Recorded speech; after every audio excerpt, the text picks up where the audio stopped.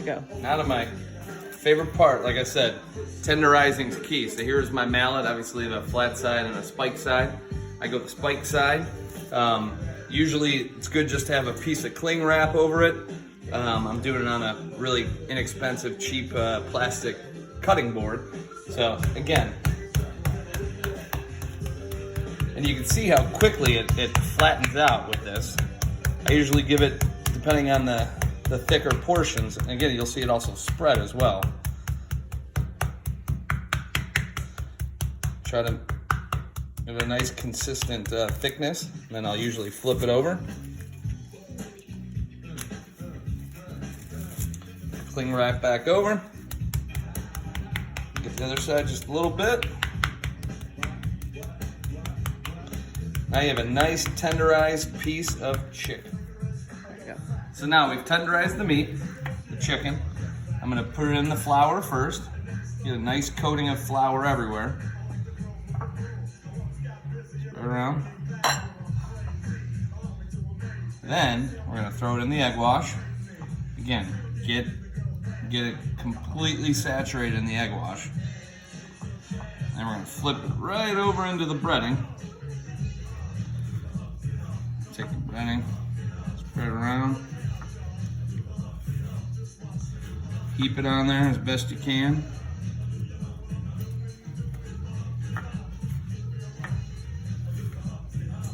All right, now we're gonna put it on the tray. Now here's what we're gonna do. We're gonna bake this for about 20 minutes on 350. I have kind of it's a three-step process. So you've seen tenderizing and obviously breading. We're gonna bake it for about 20 minutes, and then we're gonna fry it up and make it restaurant quality cutlets here. So we'll be back after we bake these bad boys. All right.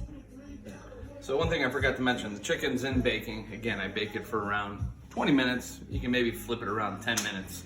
But at that point in time, if you're making chicken Parmesan, I usually get my water boiling. I have my sauce on, getting warm, right? And here's the other thing. So this is when it gets done baking, we're gonna fry it up, and it really puts the chicken over the top, which I put about a cup of extra virgin olive oil, and I set the temperature on our electric stove is about 4, but medium heat, medium to low heat actually. Just let it get nice and warm, and that's what we're gonna use to fry this when we're all done. So again, we'll check back in about 20 minutes here and show you the final stages. All right, so we've cooked our chicken cutlets up. Again, this is the one that we did here together, so we're gonna finish this one all off. It's great. Get your tongs out, gently place it. Woo! See it fry it up. I usually keep it on one side for, depending again, kind of how thick it is, about 30 seconds maybe. A little second.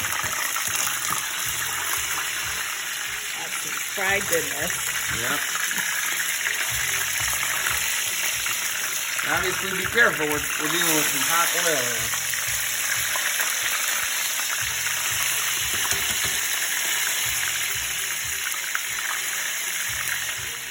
here. All right, so we're gonna finish off one plate. We've cooked up our chicken breasts. We're gonna get the pasta that we took off the stove here a minute or two ago. Got my tongs.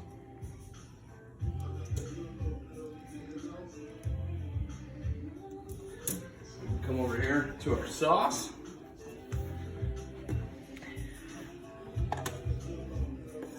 Stir it up. It's been just kind of keeping hot on the stovetop here for a while. I'm gonna put a little sauce, a little bit of sauce, and noodles. Come back, get our chicken cutlet. Set it right on top of that bed of sauce. We'll put a little bit more.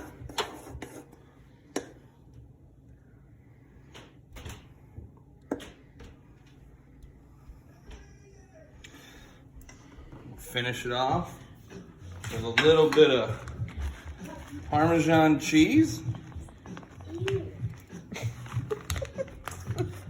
Thanks, Chase. And just for some color, we get a couple pieces of parsley. What do you think, dude? And that is restaurant quality. Ah, bon appetit. Restaurant quality chicken Parmesan. Thank you so much, honey, for allowing me to Anytime. show people I have some skills too. Not like you, but. And maybe my wife will give me another chance to show you guys what I can do. Anytime. Thanks for Happy being Easter, everybody. Happy Easter.